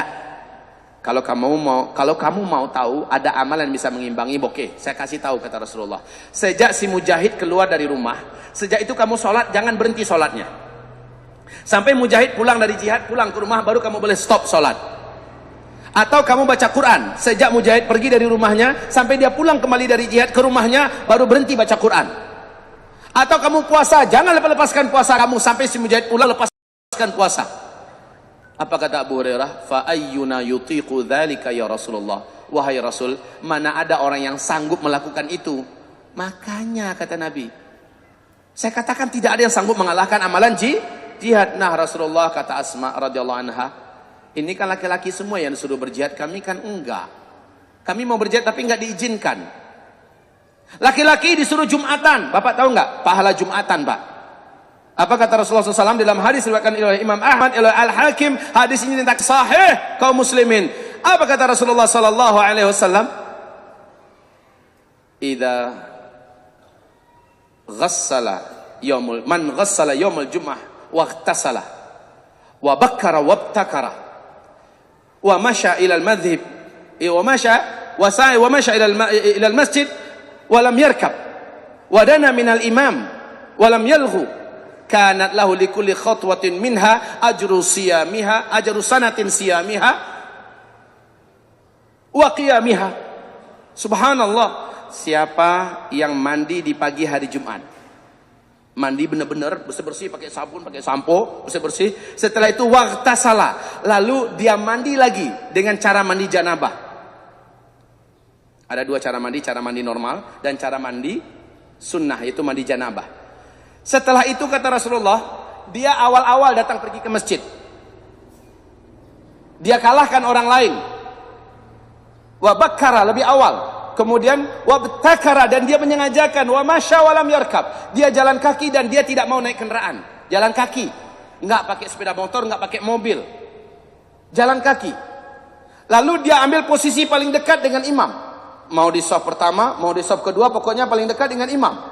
Setelah itu walam yalghu, selama di masjid, selama mendengarkan khutbahnya sang khatib, dia konsentrasi dengarkan baik-baik, tidak pakai ngantuk-ngantuk, tidak pakai SMS, tidak pakai ngobrol kiri kanan. Kalau nggak baca Quran, setelah khatib naik, dia semua konsentrasi, fokus dengarkan khatib. Jika itu dia lakukan, kata Rasulullah, kanat likulli khatwatin lahu ajru sanatin siyamiha wa qiyamiha. Allahu Akbar. Pahala setiap langkah yang dia langkahkan tadi dari rumahnya, setiap satu langkah pahalanya sama dengan pahala 1 tahun berpuasa, 1 tahun sholat tahajud. Pahala 1 langkah, Pak. Mau naik kendaraan atau naik jalan kaki? Jalan kaki. Makanya ada sahabat yang sengaja, Pak, mau ke masjid itu dia cari jalan lebih jauh. Masjidnya sini, dia cari jalan lebih jauh, supaya dapat pahala banyak. Ayahanda kandung saya, alhamdulillah masih hidup. Beberapa bulan lagi usianya tepat 100 tahun. Dia minta saya, kalau saya pulang tuh ke rumah, temani bapak, temani abuya, katanya, jalan kaki ke masjid hari Jumat, Pak. Udah tua. Kita jalan lambat-lambat bersama beliau zikir. Masya Allah. Kaum muslimin yang kami muliakan. Jadi kalau kita tahu, pantasan kaum ibu-ibu di zaman sahabat dulu iri.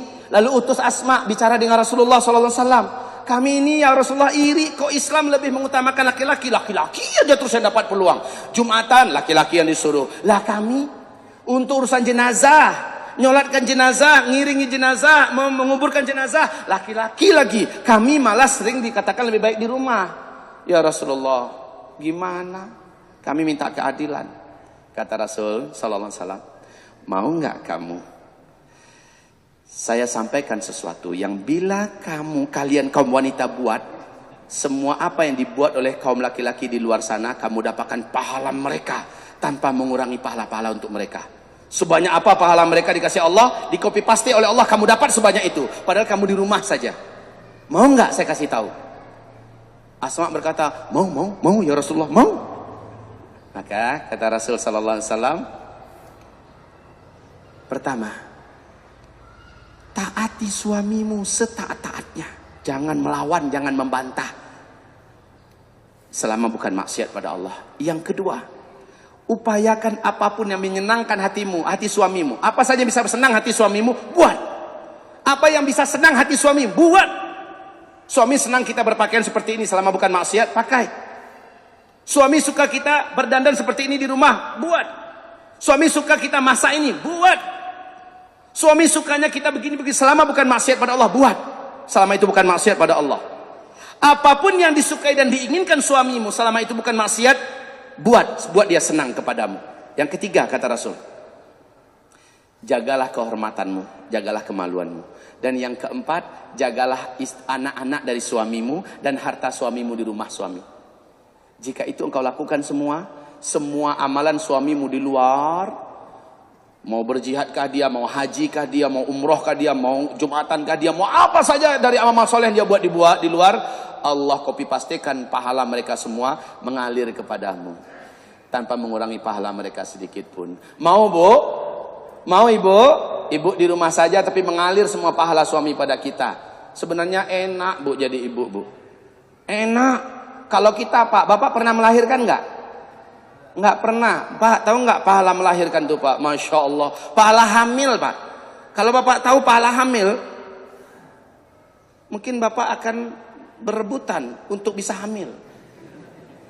Ini para ibu-ibu yang udah alergi punya anak, bila dengarkan kajian saya tentang keutamaan hamil, Banyak yang minta agar suaminya cepat bekerja keras lagi agar dia hamil lagi. Ya, kaum muslimin yang kami muliakan, keutamaan melahirkan, setiap tetesan keringat sama dengan mujahid di jalan Allah. Kalau dia terbunuh, syahid. Kalau dia meninggal dalam keadaan melahirkan. Kaum muslimin, menyusukan juga. Wanita yang sedang menyusukan, setiap satu tetes susunya, air susunya keluar, itu adalah sedekah. Pahalanya sama dengan pahala orang yang sedang berjihad di jalan Allah Subhanahu wa taala. Subhanallah. Kami nggak bisa melakukan itu, tapi ibu dikasih oleh Allah kesempatan untuk itu. Makanya ibu-ibu, kalau ibu-ibu tahu, sudah alhamdulillah banyak ibu-ibu muda yang awalnya berkata pada suaminya, "Mas, anak kita 2 aja ya." Setelah dengarkan uraian ini, "Mak, tambah dong." "Tambah, Mas.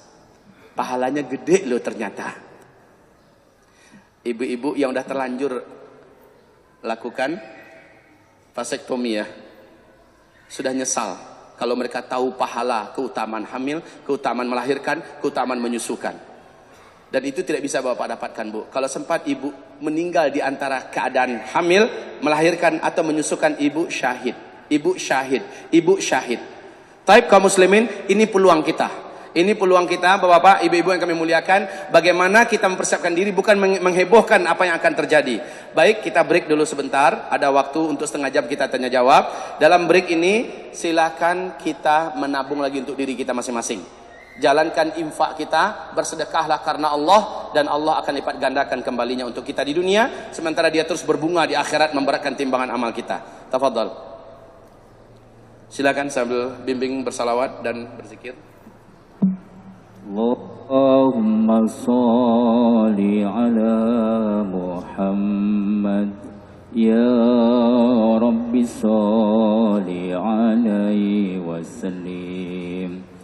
Allahumma sholli ala Muhammad ya Rabbi sholli alaihi wasallim. Allahumma sholli ala Muhammad ya Rabbi sholli alaihi wasallim. Allahumma sholli ala Muhammad ya Rabbi sholli alaihi wasallim. Allahumma sholli ala Muhammad ya Rabbi sholli alaihi wasallim. Allahumma sholli ala Muhammad ya Rabbi sholli alaihi wasallim. Allahumma sholli ala Muhammad ya Rabbi sholli alaihi wasallim. Allahumma sholli ala Muhammad ya Rabbi sholli alaihi wasallim.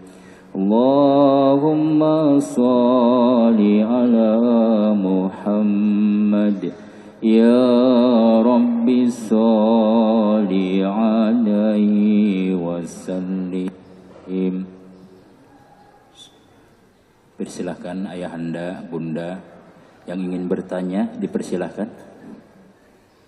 Bismillah, pertanyaan diizinkan berkaitan dengan pembahasan topik akhir zaman. Dan minta maaf, apapun pertanyaan berkaitan dengan fikih, bukan saat ini peluang untuk membicarakannya. Dan saya selalu mengelak kalau ada pertanyaan berkaitan dengan fikih. Ya, silakan ditanyakan tentang akidah boleh, tentang akhir zaman, tentang hal-hal yang masih ragu, tafadhol. Pembahasan kita tinggal 2 hari lagi. Besok pembahasan kita tentang matahari terbit dari sebelah barat, kemudian binatang dabbatul ardi, kemudian yang ketiga pembahasan tentang angin lembut yang bertiup dari arah Yaman yang akan meninggalkan seluruh, yang mewafatkan seluruh umat Islam. Inilah pembahasan kita yang terakhir nanti. Ya, silakan, Pak. Mana? Bismillahirrahmanirrahim. Assalamualaikum warahmatullahi wabarakatuh. Waalaikumsalam warahmatullahi wabarakatuh. Alhamdulillah, terima kasih Ustaz atas pembahasannya. Dan ini saya ingin bertanya tentang 3 hal, karena dari kemarin saya belum sempat bertanya tentang Dajjal. Saya kemarin sempat membaca buku yang tentang zikir akhir zaman. Kalau misalnya Dajjal itu tidak akan muncul ketika tidak ada satu imam yang di mimbarnya yang berbicara tentang hal ini. Dajjal akan muncul. Kemudian emang pada saat itu apakah manusia memang sudah terlupa semuanya tentang hal ini? Nah, yang kedua, pertama kali Dajjal muncul membawa risalah Nabi Muhammad SAW. Membawa risalah. Pertama kali Dajjal muncul. Padahal yang waktu itu orang-orang yang menyambut Dajjal adalah 70.000 Yahudi Isfahan. Nah, saya kurang mengerti gini. Pas munculnya membawa risalah Nabi, tetapi yang menyambutnya adalah 70.000 Yahudi Isfahan. Dan yang terakhir, ini mungkin pembahasan yang kata saya rada ekstrim ya. Jadi yang saya ingin tanyakan, pada umur berapa ya kira-kira the prime age untuk mendengar kajian semacam ini? Kan banyak anak-anak di sini yang ikut pengajian ini gitu. Kira-kira waktu atau umur yang pas untuk mendengar kajian semacam ini supaya tidak ditelan bulat-bulat gitu, biar nggak parno hidup duluan. Itu tak. Baik. Kaum muslimin yang kami muliakan, untuk ilmu dalam Islam itu nggak ada batasan umur, nggak ada batasan umur. Asal dia mulai dia ngerti bahasa, dia nggak apa-apa didengarkan. Apa itu Dajjal, apa itu Ya'juj Ma'juj, walaupun tidak rinci, hanya gambarkan secara gamblang saja, ya. Jadi tidak ada batasan umur. Malah lebih dini kita memberitahukan daripada dia tanya sama orang lain. Ketika banyak dia dengar dia tanya sama orang lain, dapat dia informasi yang menyesatkan. Akhirnya kan nggak baik. Sebagusnya kita yang menjelaskan pada anak kita, pada adik kita. Baik, tidak ada batasan umur tentang masalah ini. Sehingga anak-anak para sahabat di zaman Nabi pun hampir seluruh Al-Quran 30 juz mereka paham. Padahal usia mereka masih kecil. Nah di dalamnya ada fikih kan. Dalam fikih itu ada masalah ijma, ada masalah haid, ada masalah iya kan. Semuanya sudah dipahami oleh anak-anak yang kecil-kecil Pak. Padahal mereka belum lagi baligh tapi sudah akil. Akalnya sudah tumbuh bersama Al-Quran. Sudah banyak paham. Kalau orang sekarang duluan baligh sebelum akil.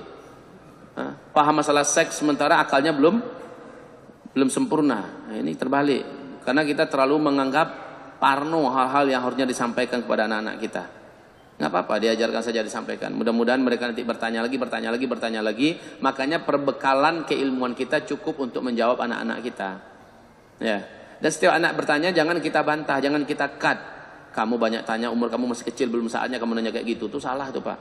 Kita mematikan insting hubbul istitla' mereka. Insting untuk berilmu mereka kita patahkan. Ketika itu terjadi maka kitalah yang patut disalahkan. Nanti suruh baca dia udah malas. Kenapa? Setiap dia mau tahu kita patahkan terus. Nggak boleh ngomong itu, kamu anak kecil. Harusnya dikasih tahu Pak. Kasih tahu. Mak, kenapa orang bisa bunting? Jawab dengan jawaban yang benar, jawaban yang ilmiah, ya. Ayah, kok laki-laki ada jenggot? Kenapa wanita enggak? Ya jawab. Seberapa mampunya kita menjawab. Pokoknya jangan dibiarkan anak kita patahkan. Taib ya. Yang kedua, pertanyaan kedua dia kan 3 tadi. Jadi saya dari belakang ke atas ya. Yang kedua tentang Dajjal tadi ya. Berkaitan apa ya Dajjal tadi? Oh iya. Dajjal itu awal-awalnya datang membawa risalah Nabi Muhammad. Ini adalah permasalahan yang syubhat. Dajjal itu permasalahan yang syubhat, ya. Dia akan, kata Nabi, menjelang Dajjal sebenarnya muncul, mereka mengaku sebagai Nabi. Ada 30 orang. Nanti yang ke-30-nya adalah Dajjal. Yang ke-30-nya adalah Dajjal. Seluruh mereka mengaku Nabi. Lah kalau ngaku Nabi berarti bawa ajaran Islam nggak? Atas nama ajaran Islam? Iya. Atas nama ajaran Islam, tapi menyesatkan. Dajjal di akhir zaman nggak itu lagi. Dia nanti akan mengatakan, tetapi ingat ya, nabi-nabi palsu itu tetap Nabi istilahkan dengan istilah Dajjal. Awal-awalnya berarti para nabi palsu ini yang dimaksud. Mereka yang maksud dengan Dajjal itu membawa ajaran Islam, tapi melakukan fatwa-fatwa baru yang tidak ada di Al-Quran, tidak ada di hadis, sementara malah kan bertentangan dengan Al-Quran dan hadis. Kemudian yang pertama, pengikutnya 70.000 dari Asbahan, memang Yahudi. Tapi bukan hanya semata-mata itu yang akan menjadi bala tentaranya. Itu bala tentara elit kalau ibarat kitanya di Indonesia Kopassusnya. Sementara bala tentara Dajjal, siapapun orang kafir di muka bumi ini yang menuhankan Dajjal dan bergabung menjadi bala tentaranya, maka itu akan menjadi bala tentaranya. Tetapi itu sudah pasukan biasa dari milik Dajjal. Sementara yang elit yang mengitari Dajjal adalah yang 70.000 tadi. Dan mereka sekarang ini sudah tercatat lengkap sekarang di Asbahan. Ya. Terus yang pertama, ya, hadis ini tidak secara mutlaknya. Kenapa? Ada hadis yang mengistitsnakan. Sangat langka dan sangat sedikit dari kalangan dai umatku, kata Rasul, yang menyampaikan tentang fenomena akhir zaman, dekatnya kiamat, dan saat itulah tanda-tanda kiamat. Itu menjadi tanda-tanda kiamat. Maaf, kalau saya boleh bertanya, di Indonesia ada berapa ustadz sih, ada berapa dai sih yang konsen menyampaikan tentang akhir zaman? Berapa orang yang tahu? Nah, ada yang lain. Ustadz Ihsan Tanjung, beliau termasuk yang fokus menyampaikan ini. Ada yang lain, Ustadz Abdul Khalik atau Ustadz Abu Fatih Al-Adnani, yang banyak tulisan akhir zaman beliau yang nuliskan. Ya, jadi nggak banyak, paling hanya 3-4 orang. Tidak banyak. Dari sekian juta dai dan ulama, itu menandakan apa? Terpenuhi nggak hadis Nabi tentang akhir zaman? Terpenuhi. Ya, saya Pak lebih dikenal oleh kawan-kawan dan kaum muslimin di Malaysia dibandingkan di Indonesia. Dan mereka mengatakan di Malaysia hanya 1 orang yang menyampaikan. Berarti masuk saya 2. Menandakan langkahnya yang menyampaikan ini. Dan memang seperti itu keadaannya. Itu adalah memenuhi syarat akhir zaman. Silakan kalau ada pertanyaan yang lain. Ya. Assalamualaikum warahmatullahi wabarakatuh. Ustaz mau tanya untuk pahala ibu-ibu nih, kan untuk tadi disampaikan itu untuk yang menikah semua ya. Tapi kan yang nggak menikah itu juga banyak juga gitu kan. Nah itu mereka dapat pahalanya apa gitu? Yang janda atau yang masih gadis kalau yang tadi kan pahala buat laki-laki jihad, buat perempuan menyusui, melahirkan dan seterusnya. Nah untuk yang janda-janda atau yang tidak menyusui atau yang gadis tuh pahalanya apa yang besar gitu Ustaz? Mewakili pahalanya saya. yang besar. Kasih. Menikah. Itu pahala terbesar Pak. Setengah agama ini adalah menikah. Kalau nggak nikah rugi. Kalau nggak menikah rugi. Kenapa rugi? Sangat banyak peluang-peluang amal soleh yang hanya bisa didapatkan melalui pintu pernikahan. Hamil, melahirkan, menyusui, khidmat pada suami, mengasuh anak, seluruhnya pahalanya tidak akan tertandingi oleh para suami. Dan ini hanya bisa didapatkan jika sudah bersuami. Yang belum menikah cepat, yang jombloan masih banyak. Ustadz, susah nak cari orang soleh zaman sekarang. Susah nak mencari laki-laki yang taat, yang bertanggung jawab zaman sekarang. Kalaupun ada udah nikah, makanya solusinya udah dikasih Allah. Iya kan? Bapak Ibu, istri saya yang pertama itu dari Aceh. Masya Allah, sama. Beliau dari Aceh dan dia adalah wanita yang terbaik sejak dari SD. Baik pendidikannya, baik kualitas akhlaknya, dan termasuk bentuk orangnya. Sehingga tidak ada laki-laki yang bertemu dengannya melainkan mengimpikan kalau ini jadi istriku. Prima dona, solehah, agamanya kuat, ustazah. Sampai-sampai saya sendiri minder Pak, bisa nggak ya? Lalu saya minta pada Allah, ya Rabb. Nah begitu strategi saya Pak. Perlu apa-apa, jangan ke orangnya berharap, kepada pemilik orang. Ya Allah, ya Rabb. Sampai di Arafah saya sebut namanya Pak, sampai begitunya. Sampai di Arafah saya sebut, ya Rabb izinkan hamba suatu hari bisa membawa si Fulanah binti Fulan menjadi istri hamba dan kami haji di sini ya Allah. Di Multazam saya doa lagi, minta lagi. Padahal dia rebutan Pak, memang rebutan. Laki-laki soleh, cerdas-cerdas, pintar-pintar, kaya-kaya ngantri Pak untuk mendapatkannya. Ya Pak ya, saya minta. Tapi di waktu yang sama saya alergi dan anti pacaran. Kalau saya jalan itu Pak kayak kereta api, nggak ada stopnya. Pandang mata begini, saya selalu bawa tongkat saya dari payung. Kan Padang Panjang itu terkenal kota hujan kan. Saya jalan tuh kemana tujuan saya tujuan ke situ saja. Saya jaga masa muda saya Pak. Saya betul-betul terinspirasi oleh kitab Ihya Ulumuddinnya Imam Al-Ghazali. Sehingga saya menjaga betul kesucian saya sebagai seorang lelaki yang berusia remaja. Orang udah asik pacaran di mana-mana, saya anti pacaran. Doa saya di usia kelas 1 SMP, doa saya, ya Allah, jadikanlah pacar hambanya istri hamba nanti, ya Allah. Begitu loh Pak. Setiap ada tawaran, Zul, si Anu suka tuh sama kamu, Zul ada surat.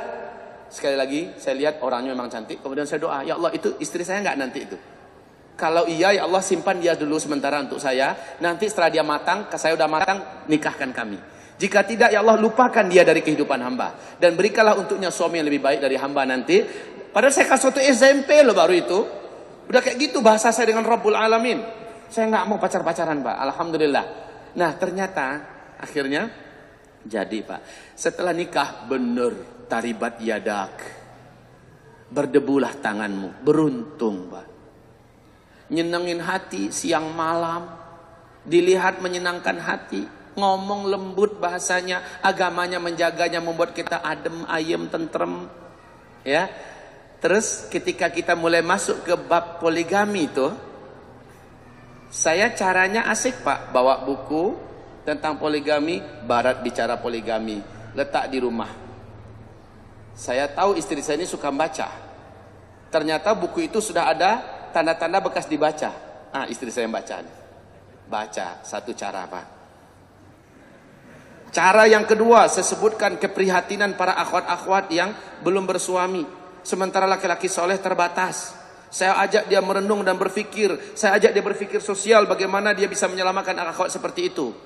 Mulai dia hidup cara berpikirnya. Walaupun sesekali ketika bicara itu air matanya netes. Dia tahu arah suaminya ini kemana. Dia orang pintar Pak. Dia tahu arah suaminya ini kemana. Udah mau kan katanya. Kalau orang Minang itu kan panggil suami kan udah. Udah mau kan katanya kan. Terus 6 tahun Pak lamanya kita membicarakan masalah ini. Lihat ibadahnya sudah dijamin. Lihat akhlaknya jangan ragu. Lihat orangnya sudahlah tenang saya. Jadi saya mempersiapkan untuk poligami itu 6 tahun Pak dengan wanita yang seperti itu. Tahun ke-6 tekad kami cari istri yang lebih matang dari dia. Syukur-syukur bisa menjadi ustazahnya umat. Usia 40-an tahun. Ketemu dengan Ustadz Arifin. Ustadz katakan, mau tidak menikahi seorang mu'allaf, wanita mu'allaf. Masih muda. Beliau sebutkan penderitaan akhwat mu'allaf ini. Ya, saya katakan, insya Allah, saya musyawarah dengan istri saya. Saya katakan, Dek, kita rencana umur 40-an tahun ke atas kan, yang ini begini keadaannya. Gimana? Kita selamatkan enggak? Ditawarkan oleh Ustaz Arifin. Istri saya istikharah, minta pendapat dari Sang Maha Pencipta alam semesta. Kemudian dia berkata, kalau niatnya memang untuk menyelamatkan akhwat muslimah ini dan dia bisa dibina untuk agama Allah, saya siap. Dan ini enggak banyak Pak, orang yang bisa seperti ini. Kemudian akhirnya saya katakan siap. Ditentukanlah hari akad nikah terjadi. Selesai akad nikah, istri saya nelfon. Ngobrol, mana adik Fatimah itu dah. Saya kasih HP sama istri saya yang baru, Fatimah. Nelfon, Adinda, selamat ya, sekarang kita jadi kakak adik. Subhanallah. Adinda, ya, selamat. Kemudian telah terjadi yang pertama. Yang ketiga, dia langsung yang pilihkan. Dia langsung yang pilihkan. Setiap saya pergi dakwah ke luar kota, seorang akhwat salehah, muda, dan ini juga rezeki dari langit memang. Tidak ada laki-laki yang melihatnya yang tidak mengatakan ini pantas menjadi istriku. Ini layak untuk diperebutkan. Akhwat ini datang belajar bahasa Arab ke istri saya. Belajar agama, dia akrab sama anak-anak, dia suka membantu di rumah dan rajin mengejar ilmu. Tanda-tanda kebaikan adalah dia rakus dengan ilmu. Lama-kelamaan istri saya bisikin ke saya, dah kalau ini jadi calon bibit kita ke depan, mantap. Mau nambah enggak? Mau nambah enggak? Nanti Dinda yang maju ke depan. Maksudnya yang ngelamarkan dia ke emaknya, ke bapaknya, langsung saya. Yang ngadapin hakim langsung saya katanya. Masya Allah, betul-betul dibuktikannya semua Pak. Dibuktikannya semua. Dia yang bertemu sama ibunda calon mertua baru ini. Dia yang menghadapi, dan dia menghadapi hakim. Selesai akad nikah terjadi, dia yang dandani. Dia yang mendandani. Dia yang menyediakan tempat.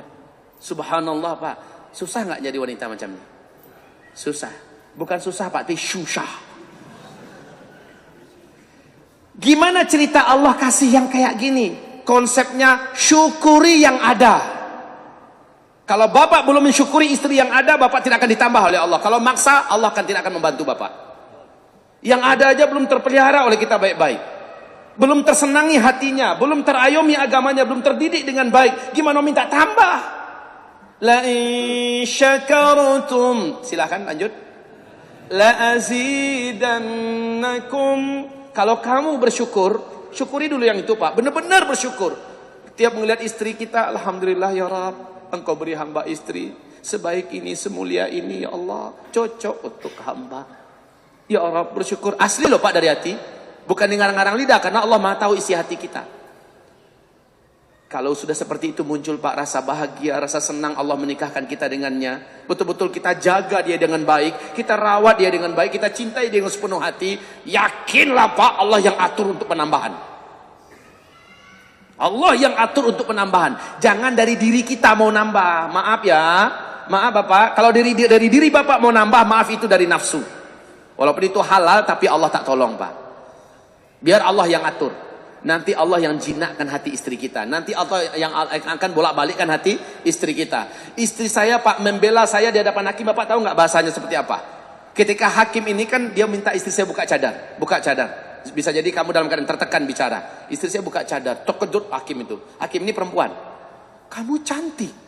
Kamu bisa melahirkan. Kamu masih muda. Kenapa kamu relakan suamimu menikah dan dengan orang yang lebih muda dari kamu?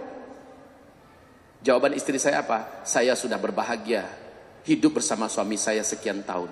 Saya lihat dia adalah seorang lelaki. Saya lihat adalah seorang imam yang saleh. Dan saya tidak ingin kebahagiaan itu hanya saya yang merasakan. Subhanallah. Ini jawaban asli Pak. Netes air mata dengar. Saya tidak ingin orang macam suami saya ini punya bibit hanya dari saya. Saya ingin orang macam suami saya bibitnya banyak dari orang lain katanya. Makanya saya pilihkan untuk suami kayak saya orang yang seperti ini. Dan saya percaya dengan dia. Dengan wanita ini. Begitu jawabannya. Hakim itu bengong Pak. Apa katanya? Seumur hidup saya belum pernah nemukan kasus macam ini. Akhirnya keluar buku nikah Pak. Keluar buku nikah resmi. Ya Pak ya. Gimana itu bisa terjadi? Syukuri dulu yang satu ini. Syukuri dulu yang satu ini. Tapi yang muncul di kita itu apa? Enggak syukur. Pas istri lagi tidur, pas ngeliat, ya Allah wajahmu. Dulu kelihatan cantik, sekarang kok kayak bemo cari setoran. Apalagi udah melahirkan punya anak 2-3. Onderdil pada mulai berjatuhan. Mulai batu-batuan, bengek suaranya. Aduh. Kita tidak syukur yang pertama. Jangan mimpi Allah akan berikan yang kedua. Kalau kita paksakan itu dari diri kita dan Allah tidak akan tolong rumah tangga kita. Tapi kalau dari Allah datangnya. Dengan catatan bahagiakan dulu yang pertama. Lihatlah istri ini akan dilunakkan oleh Allah. Istri ini akan dibuat oleh Allah kuat. Insya Allah. Baik, maaf ini. Jawabannya jadi ke sini lagi. Ya. Sama. Satu lagi. Alhamdulillah. Terakhir ya. Terakhir, saya setelah ini jam 10 sudah dijemput untuk ke jam sostek. Ya, insya Allah. Habis itu nanti pada asar ngisi di Kota Wisata, Masjid Darussalam, Kota Wisata. Malam gabung lagi di sini. Insya Allah. Terima kasih Ustaz. Tadi diterangkan sebelumnya diterangkan tentang periode kekhilafahan. Ya. Dan terakhir periode kediktatoran. Saya pernah melihat Ustadz di YouTube itu ya tentang pembahasan tentang munculnya khilafah dengan apa namanya meninggalnya kekhilafan dan ada terjadi pertengkaran di antara pangeran-pangeran. Yeah. Terus kemudian berkaitan dengan kekhilafahan yang notabene tanda kutip ISIS misalnya, apakah itu juga sudah sesuai dengan apa yang nantinya digambarkan oleh Rasulullah SAW? Mungkin itu. Sudah. Bapak kemarin nggak hadir ya? Kemarin nggak hadir. Kemarinnya lagi nggak hadir. Kemarinnya lagi nggak hadir. Tapi lihat di YouTube. Saya sudah bahas tentang ISIS di sini, di YouTube juga banyak. Saya sudah bahas, Pak. Terang dan tegas saya mengatakan awal-awal ngelihat ISIS itu oke lah, ya, oke. Kita ada punya harapan, tapi ternyata dalam perjalanannya sangat nyata penyimpangan, Pak. Mereka memiliki akidah khawarij dan mereka memiliki gaya hidup khawarij. Mereka kafirkan siapapun orang yang tidak menerima mereka, orang yang tidak mengakui khilafah mereka, dan mereka targetkan darah kaum muslimin dan membunuh para ulama, dan mereka sudah lakukan. Mereka sudah lakukan. Saya bukan hanya isu, tapi orang-orang yang sudah kembali dari peperangan di sana bicara. Beginilah yang mereka temukan di lapangan. Mereka kaget menemukan saudaranya sendiri ISIS yang akhirnya menyerang mereka. Siapa yang ketangkap mereka sembelih dan seterusnya. Baik kaum muslimin, jadi ISIS bukan khilafah. Dia baru sebatas daulah, oke. ISIS itu banyak orang ikhlas di dalamnya, Pak. Banyak orang ikhlas. Yang ikhlas ini yang kita doakan kalau mereka saat yang tidak bisa keluar, tidak bisa lepas, karena memang syaratnya masuk ISIS wajib dibakar paspor. Kalau dibakar mau kemana lagi? KTP dibakar, paspor dibakar, HP wajib dibuang. Lah mau kemana? Mau ngontak siapa? Putus dihubung dengan dunia di luar. Kalau mau keluar, ditangkap, dikejar, dibunuh, dan dianggap murtad, dibunuh. Mereka orang-orang ikhlas itu banyak di dalam ISIS, Pak. Banyak. Nah ini didoakan oleh para ulama. Siapapun yang ikhlas di antara mereka dan terbunuh di dalam, kita doakan semoga mereka syahid. Begitu, Pak. Kita harus adil juga ya. Tujuan orang ikhlas ini mulia. Karena lawannya lihat jelas. Ini Amerika, ini Rusia, ini Bashar Assad. Tetapi mereka tidak tahu fakta yang sebenarnya kenapa sahawat-sahawat yang diklaim oleh pimpinan ISIS itu ternyata adalah mujahidin. Mujahidin Jabah Nusrah, mujahidin Jabah Islamiyah, mujahidin Ahrar Syam dan segala macamnya. Ini sangat tidak adil, tetapi mereka tidak tahu informasi yang sebenarnya. Mereka hanya dengar sepihak. Ya, oleh karena itu mereka yang ikhlas kita doakan kepada Allah dan kita cintai mereka. Tapi pucuk-pucuk pimpinan yang mengarahkan ISIS, mereka adalah para pendusta dan mereka adalah musuh-musuh dalam agama ini. Sudah cukup, Pak ya. Mereka bukan khilafah. Pendapat tentang khalifah muncul setelah Al-Mahdi atau sebelum Al-Mahdi itu ada kekhilafan nggak? Nah, ini dijelaskan oleh Syekh Albani dalam menyongsong menyambut kedatangan Al-Mahdi. Dijelaskan ada kemungkinan khilafah ada tegak. Ada kemungkinan. Kalimat ada kemungkinan berarti mungkin iya mungkin tidak. Tetapi yang pasti itu belum khilafah ala minhajin nubuwah. Tapi yang mengklaim-klaim khilafah, yang mengaku tegaknya khilafah, yang minhajil ala minhajin nubuwah itu adalah khilafahnya Al-Mahdi. Ini tegas Nabi mengatakan. Jadi dari Syekh Albani dan beberapa ulama ahli hadis mengatakan ada mungkin yang mengatakan kami khalifah mungkin ada. Tetapi itu belum lagi menggambarkan khilafah Rashidah ala minhajin nubuwah, karena itu hanya dipimpin oleh Al-Mahdi. Begitu ya, Pak ya. Cukup, mudah-mudahan sampai di sini saja kaum muslimin. Kitab ini sudah ada di bawah. Ini adalah puncak dari segala pertanyaan akhir zaman. Inikah Al-Mahdi? Kitab terlengkap tentang Al-Mahdi sudah ada di bawah. Semua yang berkaitan tentang Al-Mahdi, bagaimana bergabung dengannya, ya. Lalu bagaimana kekuatannya, bagaimana yang tidak mau bergabung dengannya, lalu bagaimana serang-serangannya, cara-cara menyatukan kelompok-kelompok kita dengannya, segala macamnya dibedah di kitab ini. Nabi-nabi palsu yang mengaku awalnya dengan Al-Mahdi siapa-siapa saja dan seterusnya, insyaallah ada di kitab ini. Baik, demikian juga ensiklopedia akhir zaman juga sudah datang hari ini sore, Bapak sudah bisa dapatkannya insyaallah taala. Zikir akhir zaman juga sudah ada.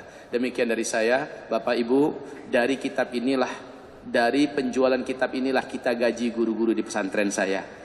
Kita gaji guru-guru di pesantren saya.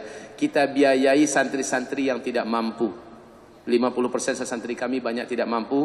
Dari kitab-kitab ini, dari herbal yang kami jual, supaya Bapak Ibu tahu, Ustadz membawakan kitab untuk umat, dan hasil dari umat itu kembali kepada umat. Agar dapat dipahami dengan baik, dengan cerdas. Karena kalau tidak begitu, Pak, nafsu dan setan kita akan membisiki kita sesuatu yang busuk, sesuatu yang fitnah. Istighfar kepada Allah Subhanahu wa taala. Astaghfirullah, astaghfirullah, astaghfirullah. Baca surat Wal Asri. A'udzu billahi minasyaitonir rajim. Bismillahirrahmanirrahim. Wal 'asri innal insana lafi khusr illa alladhina amanu wa 'amilus shalihat wa tawasaw bil haqq وتواصوا بالصبر Allahumma irhamna bil Quran wa sadaqallahul azim. Tutup dengan doa kafaratul majlis. Subhanakallahumma wa bihamdika asyhadu an la ilaha illa anta astaghfiruka wa atubu ilaik. Wabillahi taufiq wal hidayah. Wassalamualaikum warahmatullahi wabarakatuh.